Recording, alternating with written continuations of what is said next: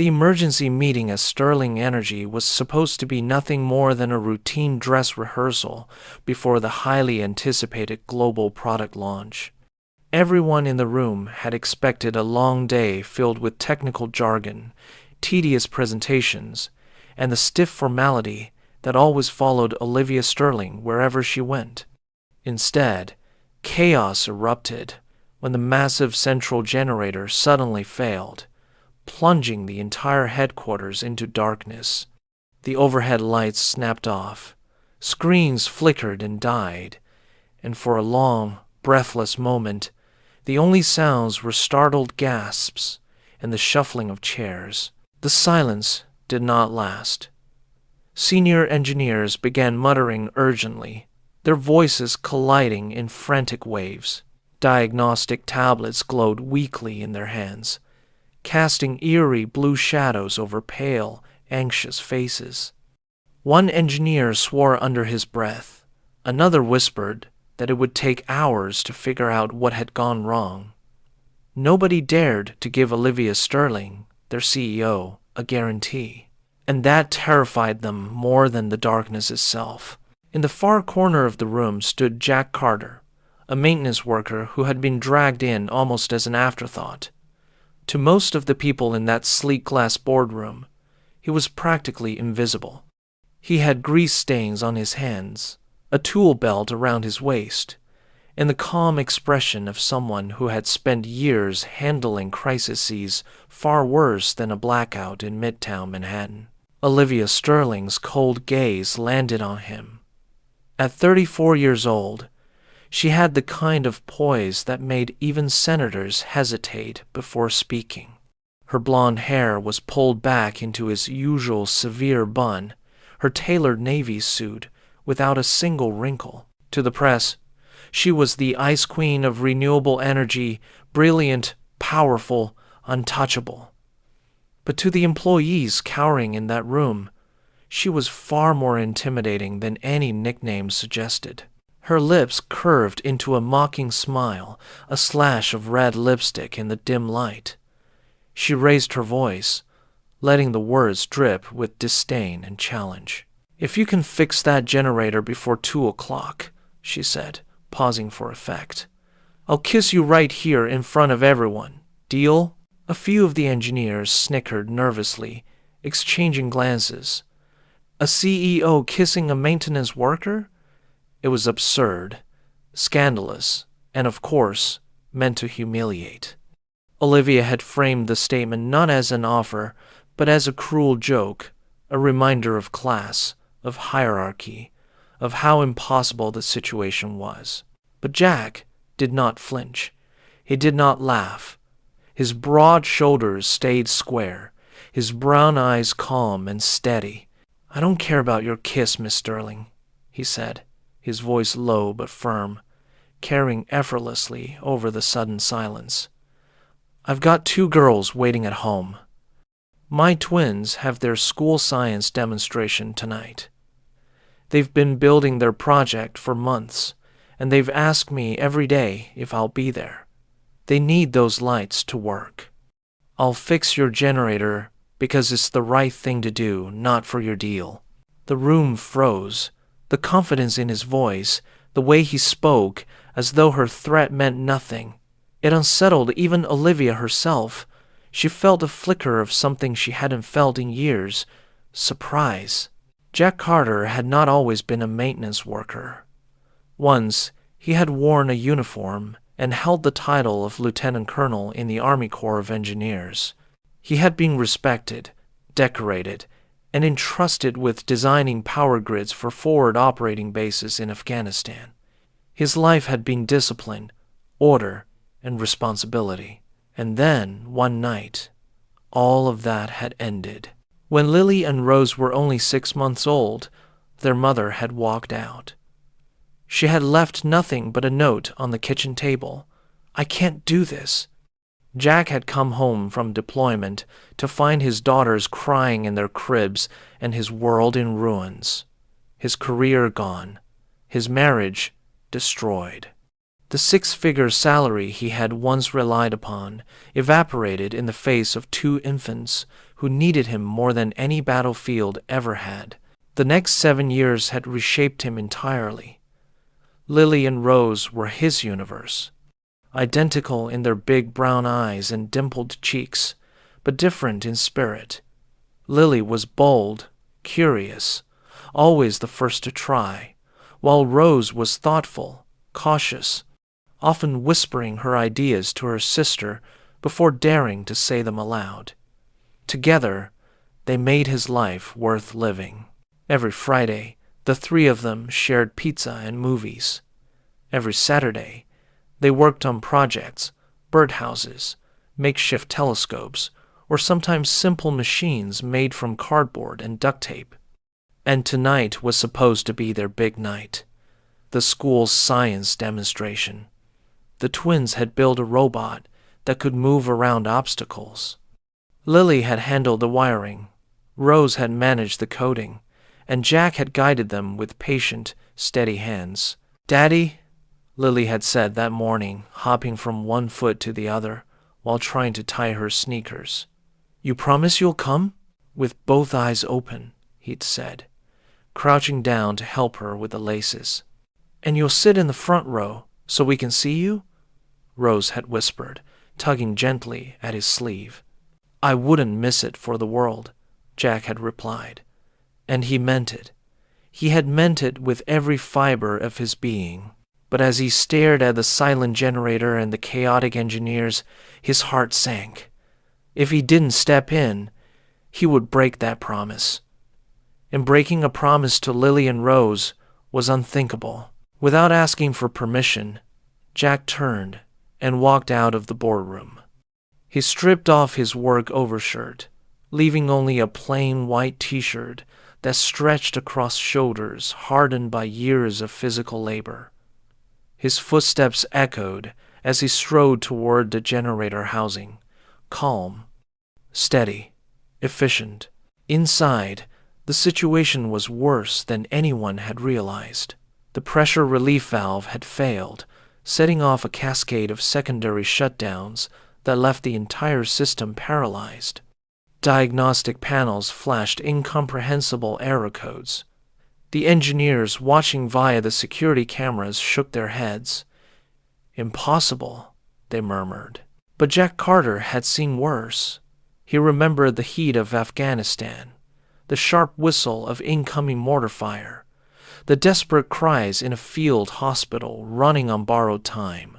He remembered rewiring 3 broken generators into one barely functioning machine because without it, dozens of lives would have been lost. His calloused hands worked with muscle memory. He stripped wires, twisted connections, and built temporary bypasses where the manuals offered no solutions. Sweat dripped down his temples as the heat inside the housing climbed, but his focus never wavered. In his mind, he wasn't standing in a Manhattan skyscraper.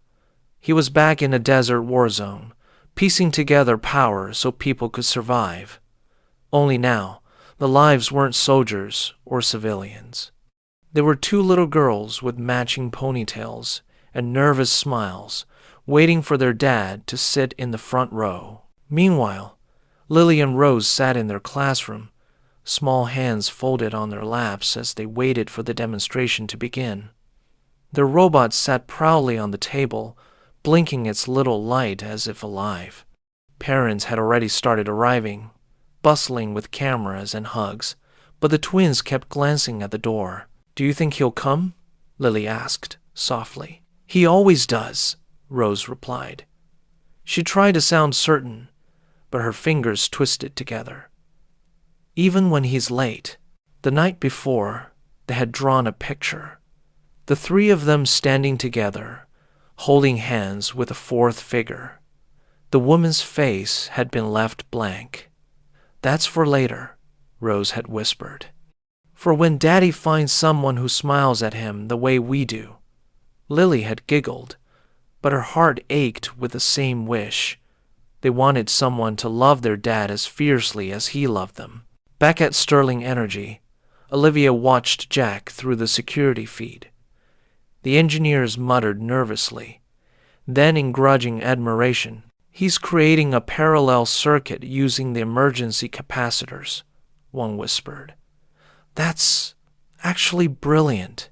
"He's building a generator inside the generator," another added, astonished. Olivia said nothing. Her eyes never left the screen. She had dismissed him as a maintenance worker, a disposable cog in the vast machinery of her empire. Yet here he was, calm where her engineers panicked, competent where they floundered. He wasn't performing. He wasn't seeking praise. He was simply fixing, and for reasons she could not explain, that unsettled her more than the blackout itself. At 1:57 p.m., Jack made the final connection. For a long, unbearable moment, nothing happened. The generator sat silent, a $12 million corpse of steel. Then came a low vibration, deep as a heartbeat. A hum spread through the housing, growing louder until the machine roared back to life. Lights flickered across the building. Screens blinked awake. The demonstration grid powered up just in time. Applause erupted in the boardroom, at first hesitant, then swelling into cheers. Engineers clapped each other on the back. Assistants sighed in relief, but Jack did not wait for their gratitude. He wiped the sweat from his brow, checked the time on his phone, and walked straight toward the service exit. From the window, Olivia Sterling watched him go. The Ice Queen, who had built her entire life on control, felt something unfamiliar stir in her chest, a crack in the armor, a shift in her carefully balanced world. She did not yet understand it, but she could not look away. Jack Carter, meanwhile, had only one thought: whether he could make it home in time to keep his promise. He jogged through the parking garage and slid into his battered Ford pickup. The truck coughed to life reluctantly, the engine rattling like an old soldier trying to rise once more. Jack muttered encouragement under his breath. "Come on, buddy. Just one more trip. Don't let me down." It is all a spear within daughter, all a spear with sign. Traffic was brutal. Horns blared, sirens wailed in the distance, and every red light felt like a personal attack. Jack gripped the steering wheel, tapping his fingers impatiently. His mind was already at the school gymnasium, picturing Lily's eager grin and Rose's shy wave. He could not, would not, let them down. Back at Sterling Energy, Olivia stood in the boardroom, staring at the empty space he had left behind. Around her, the launch moved forward flawlessly, but her mind kept returning to one truth. The man who had saved her company hadn't asked for anything in return.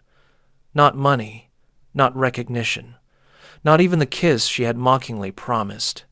He had simply walked away to two little girls who needed him more than any corporation ever could.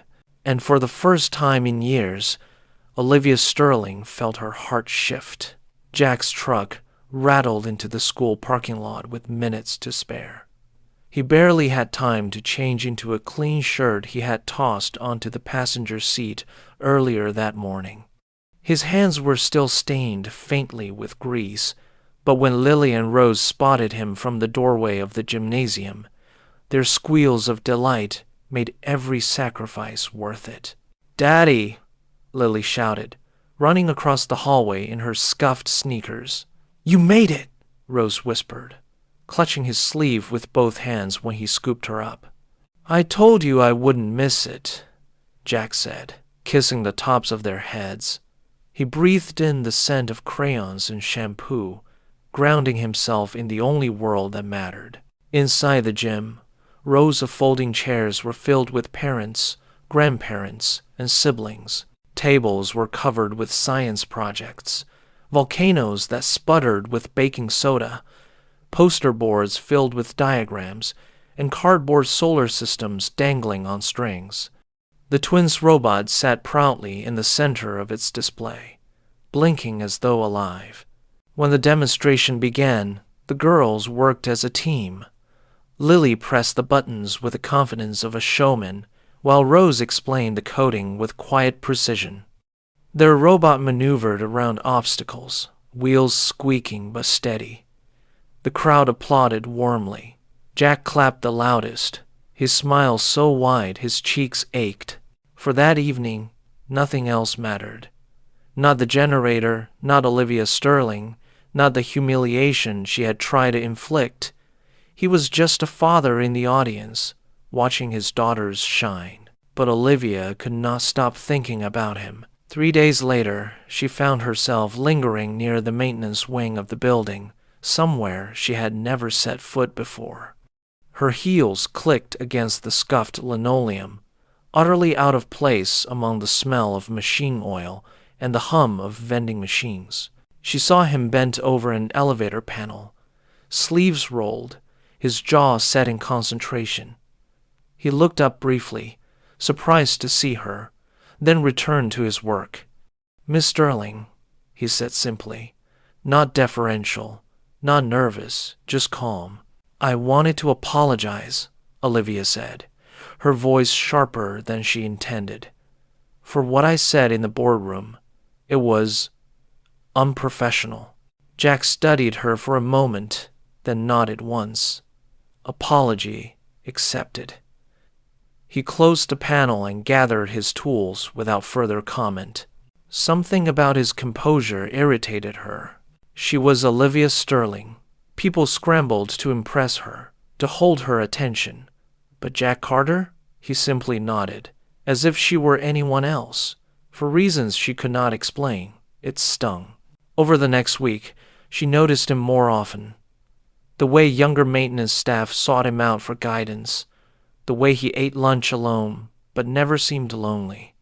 The way he kept a small photo tucked in his wallet of 2 little girls with missing teeth and proud smiles. One evening, leaving late from a board meeting, she heard a faint sound from the break room, a child's cough.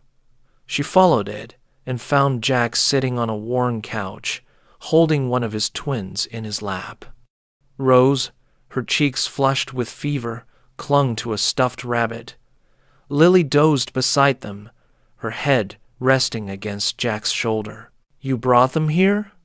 Olivia asked quietly, stepping into the doorway. Jack looked up, exhaustion written in every line of his face. "Couldn't find a sitter, and Rose is sick. I couldn't leave her alone." Olivia moved closer before she realized she was doing it. She pressed a cool hand against Rose's forehead. The little girl's eyes fluttered open. "Are you the pretty lady Daddy talks about?" she whispered sleepily. Jack's ears turned red. "Kids say all kinds of things," he muttered. But Olivia felt something in her chest shift, something fragile and dangerous. Without hesitation, she said, "Come on, let's get them home." Driving through Queens in her sleek Tesla felt surreal. Jack sat beside her, silent, while the girls dozed in the back seat. Olivia's world had always been penthouses and private jets. But as she carried Rose's small body up 3 flights of creaky stairs, she realized she had never felt more grounded. The apartment was small but warm. Drawings covered the fridge, toys littered the floor, and the kitchen table held the half-finished robot. It was a home in a way her penthouse never had been. She stayed while Jack tucked the girls into bed, then sat with him on the worn couch, sipping instant coffee from mismatched mugs. They talked until dawn about his military years, about her mother's death, about the crushing expectations of her father. For the first time in years, Olivia spoke freely, without fear of judgment. When she left, Jack simply said, "Thank you." Not Miss Sterling, not CEO, just thank you. Weeks passed, and Olivia found herself inventing excuses to visit the maintenance wing. Jack grew less surprised each time. She brought small gifts for the twins, sketchbooks, markers, a box of building blocks. At first he resisted, his pride bristling. But Lily and Rose's squeals of delight softened him. The twins adored her. Lily peppered her with questions about the company, while Rose simply slipped her hand into Olivia's whenever they walked together. One evening, Rose whispered, "You should smile more. You're pretty when you smile."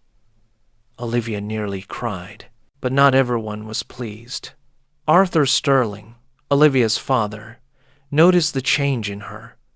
One morning, he summoned her into his office, slamming a folder onto the desk. Inside were photographs from a private investigator, Olivia, walking hand in hand with the twins, sitting at Jack's kitchen table, laughing over pizza. "What are you doing?" Arthur demanded. His voice was cold steel. "That man is beneath you. He will ruin you, just as men like him ruined your mother." I fanned. Olivia lifted her chin. "Jack Carter isn't beneath me. He's stronger than anyone in this building. He's raising 2 little girls by himself, and he's doing it with more honor than you ever showed your own family." Arthur's face darkened. "End it, or I'll end him. Do you understand?" The threat hung heavy between them. For weeks, Olivia tried to distance herself. She buried herself in work, avoiding the maintenance wing, ignoring the twins' hopeful phone calls. Jack understood, though it hurt. When Lily invited her to their birthday party, Jack gently redirected her. "Miss Olivia is busy, sweetheart. She can't come." The disappointment on their faces gutted him. Olivia told herself it was for the best, that her father was right, that worlds like theirs didn't mix. But every night, she stared at the empty penthouse walls and wondered if she had made the same mistake her mother once had, choosing fear over love. The breaking point came on a rainy Thursday. Jack's truck had finally given out in the parking garage. Lily and Rose huddled in the back seat, coughing from the damp. Jack struggled under the hood, soaked to the bone. Olivia arrived by chance, stepping out of her car just in time to see him shielding the girls from the rain with his own body. Something inside her snapped. She strode across the puddled pavement, ignoring the ruin of her designer heels. "Get in my car," she ordered. Jack looked up, pride warring with desperation. Then Lily coughed again, and he nodded. That night, Olivia drove them home. She made tea for the girls, read from their robot book, and stayed until both twins were asleep. When she turned to leave, Jack caught her wrist. "Why?" he asked hoarsely. "Why are you here?" Olivia's walls crumbled. "Because I'm tired of living my father's life. Because when I see you with them, I remember that love isn't weakness. It's the only strength that matters. Because I'm falling in love with you, Jack Carter, and I don't care what it costs me." He pulled her into his arms and kissed her. Not the mocking kiss she had once offered in the boardroom, but something real, fierce, and healing. Their relationship grew in secret. Olivia spent evenings in Queens, learning to cook with Lily, helping Rose with homework, laughing more than she had in years. Jack taught her how to let go of pride, how to find joy in simple things: grocery shopping, Saturday mornings at the park, bedtime stories. For the twins, it was effortless. They began calling her Miss Olivia, then Mommy Olivia, and finally, just Mom. The first time Rose whispered it, Olivia had to step into the kitchen to hide her tears. But secrets never lasted in the Sterling world. At the company Christmas gala, Arthur Sterling confronted them publicly. He accused Jack of being a leech, threatened to ruin his career, even threatened the twins' schooling. Jack stood tall, dignity intact, but Olivia saw the pain in his eyes. He was ready to walk away to protect her. Instead, she stepped forward. Her voice rang through the ballroom. No, father. I'm done living your lies. Love is not weakness. Love is the only thing that gives us strength. She took Jack's hand in front of everyone, sealing her choice. Arthur tried to stop her, but for once, his power meant nothing. Months later, Olivia and Jack married in a small ceremony. The twins scattered flower petals down the aisle, their laughter echoing louder than any orchestra. Jack's military friends attended, and even Arthur appeared in the back row, silent but watchful. After the vows, he handed Olivia a single photograph of her mother, radiant on her own wedding day. On the back, in faded handwriting, were the words, "Love is only weakness if you choose the wrong person to be strong for." 5 years later, Olivia stood in a much smaller office. Carter Sterling Solutions was not a Fortune 500 giant.